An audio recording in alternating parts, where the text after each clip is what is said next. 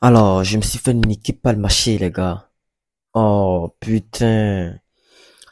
Une opportunité du dollar canadien, du dollar américain face au dollar canadien. Voilà, une opportunité de swing trading que j'avais présentée dans mes précédentes vidéos. Et là, le marché m'a complètement niqué. Déjà, vous commencez à liker la vidéo, ça ne vous coûte rien.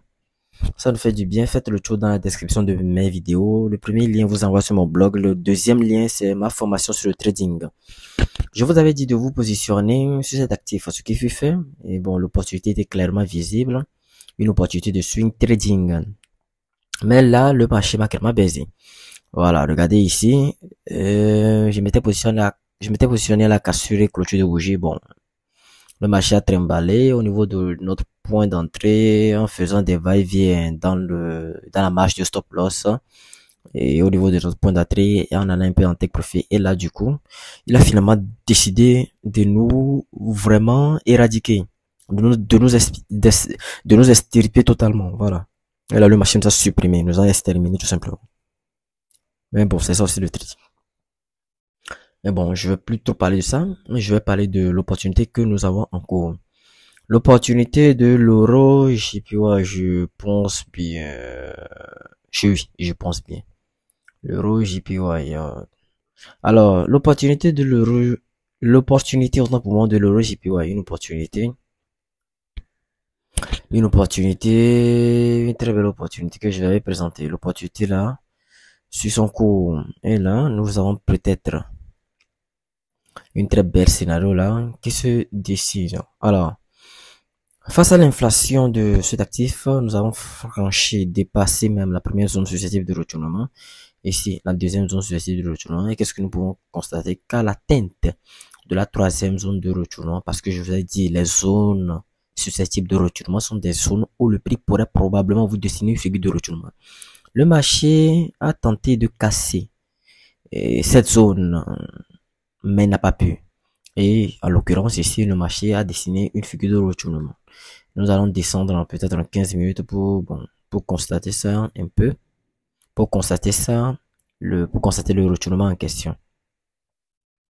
En graphique 15 minutes, là, nous voyons clairement que le marché a tenté, mais en vain, il n'a pas pu casser cette zone. Et ça s'explique par les rejets ici avec les doji.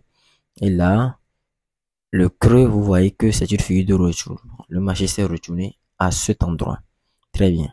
Le marché s'est retourné à cet endroit, a directement chuté vers le bas. Moi, qu'est-ce que j'ai fait? Au premier abord, mon stop loss était sur les 158.309. Ensuite, je l'ai déplacé ce que je vous convie à faire également. Ensuite, je l'ai déplacé sur les 1,58974. Voilà, tout simplement, au cas où le marché déciderait à nous faire sortir, là, tout simplement, nous allons sortir sur les stop loss 258.974. Alors, si nous remarquons très bien, je vais essayer de, d'éliminer ça là, et nous allons voir ici ce que le marché nous dessine. Parce que là, les machines dessinent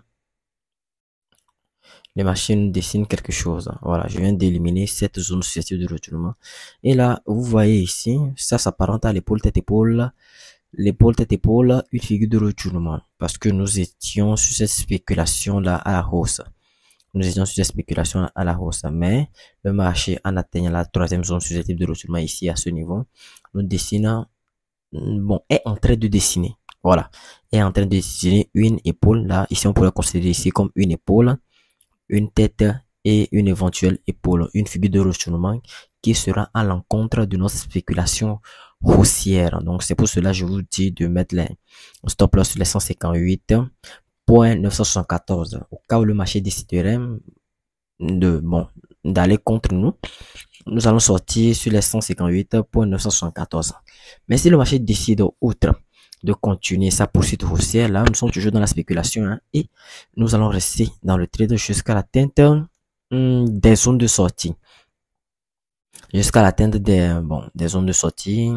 jusqu'à l'atteinte de la première zone de sortie que j'ai spécifiée un peu plus haut ici. Voilà, ici sur cette ligne tiraillée.